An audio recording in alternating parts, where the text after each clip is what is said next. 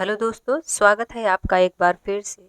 दोस्तों, building a second brain की book summary में एक बार फिर से आपका स्वागत है। दोस्तों, इस चैप्टर में आप अपने डिजिटल इंफॉर्मेशन और प्रोजेक्ट को ऑर्गेनाइज करने के लिए एक सिंपल सिस्टम यूज करना सीखेंगे। इस सिस्टम का नाम है पारा, जिसका मतलब है पी से प्रोजेक्ट, ए से एरिया, री से रिसोर्सेज एंड ए से अचीव्स। लोगों के डिजिटल ऑर्गेनाइजेशनल स्किल को बेहतर बनाने में मदद करने के लिए टियागो फोर्टे ने इसे बनाया है। सबसे पहले प्रोजेक्ट वो करेंट टास्क होते हैं जिनका एक क्लियर डेडलाइन होता है। आपको इन प्रोजेक्ट पर हर रोज काम करना पड़ता है। जैसे अपने गैराज को एक होम स्टूडियो में बदलना एक एक्टिव प्रोजेक्ट है। इसलिए अपने गैराज को रिमॉडल करने के लिए आपको एक स्पेसिफिक फोल्डर बनाना होगा। इस फोल्डर में आपको मटेरियल, शॉपिंग की लिस्ट और बजट जैसी इंफॉर्मेशन रखनी होगी। अपने प्रोग्रेस को ट्रैक करने के लिए आप अपने इसमें एक कैलेंडर भी ऐड कर सकते हो। दूसरा एरिया का मतलब है वो लगातार चलने वाली जिम्मेदारियां जिनका कोई डेडलाइन नहीं है। इसमें आपके लाइफ से जुड़ी आम चीजें हो सकती हैं, जैसे हेल्थ, फाइनेंस या काम से जुड़ी ड्यूटी। आपको इन एरियाज पर रोज काम करने की जरूरत नहीं है दोस्तों, लेकिन आपको इन्हें लगातार बेहतर बनाने की कोशिश करते रहना होगा।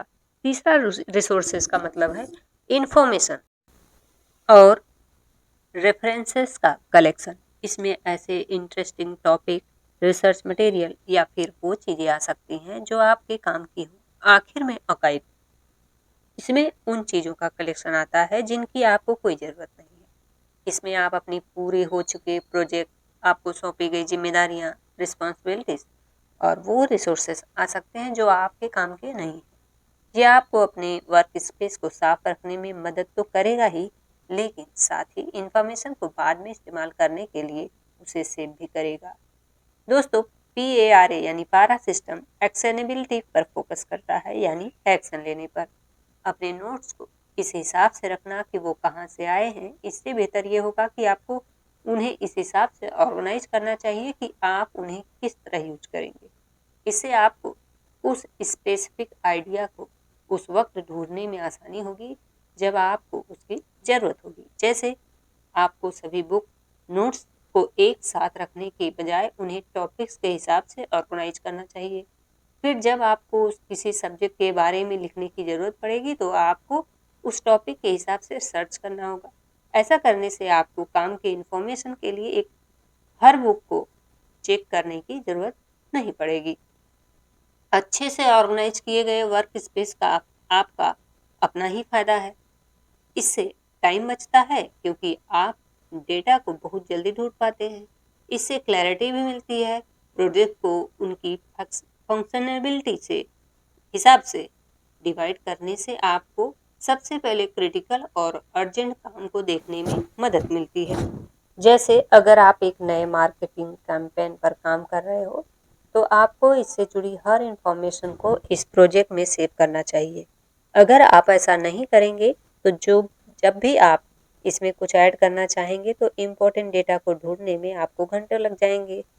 PRA यानी पारा सिस्टम का एक फंडामेंटल प्रिंसिपल है कि ये डायनेमिक है। आपके प्रोजेक्ट और एरिया टाइम के साथ बदलते रहेंगे और आपके सिस्टम को इन चेंजेस के हिसाब से बदलना या ढलना होगा। ये कोई स्ट्रिक्ट सिस्टम नहीं है जहाँ सब कुछ अब सबसे यानी पहले से फिक्स्ड है, बल्कि आप अपने फोकस के हिसाब से किसी भी वक्त इंफॉर्मेशन को एक जगह से दूसरी जगह ले जा सकते हैं। ये फ्लेक्सिबिलिटी आपको ऑर्गेनाइज और प्रोडक्टिव रहने में मदद करती है, उस वक्त भी जब आपकी प्रायोरिटीज बदल जाती हैं। दूसरा इम्पोर्टेंट प्रिंसिपल है ऑर्गेनाइज इंफॉर्मेशन से कैप्चर इंफॉर्मेशन को अलग करना। जब आप कुछ नया सीखते हैं तो इसे एक टेम्पोररी फोल्डर में सेव कीजिए। आप नए आइडियाज़ को हमेशा क्लासीफाई नहीं कर सकते।